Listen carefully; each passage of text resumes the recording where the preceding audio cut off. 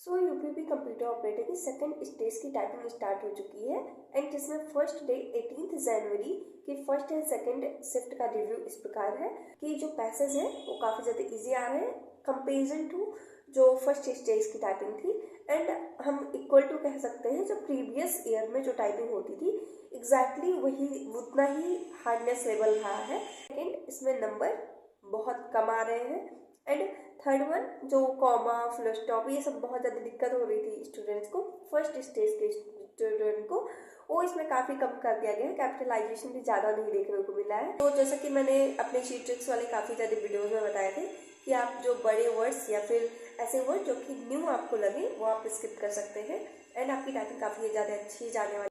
And बात करें numbers की वो भी कम है एंड बात करें बच्चों के रिव्यू की तो बच्चों के अकॉर्डिंग जो भी था जितने भी बच्चे इसमें अपेयर हुए थे ओवरऑल 60-70% स्टूडेंट आराम से क्वालिफाई कर लेंगे अगर उनकी टाइपिंग इंग्लिश में 28 प्लस रही हो या हिंदी में कह सकते हैं 20 to 23 प्लस रही हो तो वो आराम से ही क्वालिफाई कर लेंगे।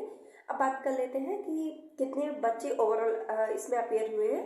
तो जो फर्स्ट स्टेज की टाइपिंग थी उसमें 11,000 के करीब बच्चे स्टूडेंट अपेयर हुए थे एंड जो सेकेंड स्टेज की टाइपिंग थी उसमें जो नोएडा वाला सेंटर था वहाँ पे करीब 1200 बच्चे अपेयर हुए थे एंड जो लखनऊ के 2 सेंटर्स बनाए गए थे उसमें भी 10-1100 बच्चे दोनों सेंटर्स पे देखने को मिले थे एंड पूरे टाइपिंग टेस्ट एग्जाम की बात कर लें तो 39,000 करीब बच्चों में लगभग 15,000 बच्चों को टाइपिंग के लिए बुलाया गया। जैसे कि हमें वो कट ऑफ भी पता है टाइपिंग कट ऑफ जो थी फर्स्ट स्टेज की कट ऑफ तो आपको पता ही हो 135 जनरल मेल के लिए गया था फीमेल के लिए भी 129 एंड 80 मार्क्स ईडब्ल्यूएस के लिए गया था एंड इसी प्रकार ओबीसी SC ST के और भी ज़्यादा कम कट ऑफ देखने को मिले थे एंड सेकेंड स्टेज की जो भी कट ऑफ आई थी उसमें आपको पता ही होगा कि 80.5 गए थे जिससे कि कह सकते हैं 80 मार्क्स क्वालिफाई मार्क्स थे तो 80.5 उससे कम ये कर नहीं सकते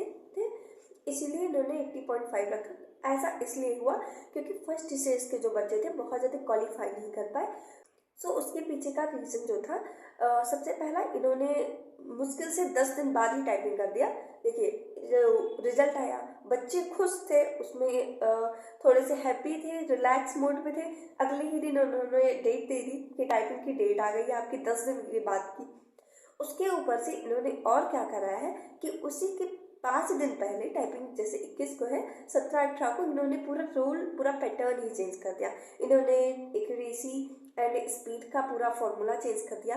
इन्होंने पैसेज का अलग ही रूल निकाल दिया लाइक हाईलाइट नहीं होगा स्क्रॉल नहीं होगा ये सारी चीज़ें बता दी। सो ये सब रीजंस थी कि बच्चों की इतनी तैयारी नहीं हो पाई एंड बच्चों की प्रिपरेशन नहीं हो पाई एंड इसके बाद से जब बच्चे सेंटर पे गए टाइपिंग देने के लिए 21 तारीख को तो काफ़ी ज़्यादा हार्ड उन्होंने पैसेज दे दिया एंड मोस्टली सारे ही बच्चों का टाइपिंग नहीं कंप्लीट हो पाई है। जिनकी 40 से स्पीड थी 45 से स्पीड थी वो भी 30-31 से ज़्यादा नहीं बढ़ पाए होंगे एंड जिनकी 30 या बॉर्डर लाइन पे थी उनकी तो बात ही मत करें वो तो फेल ही है ऑलरेडी।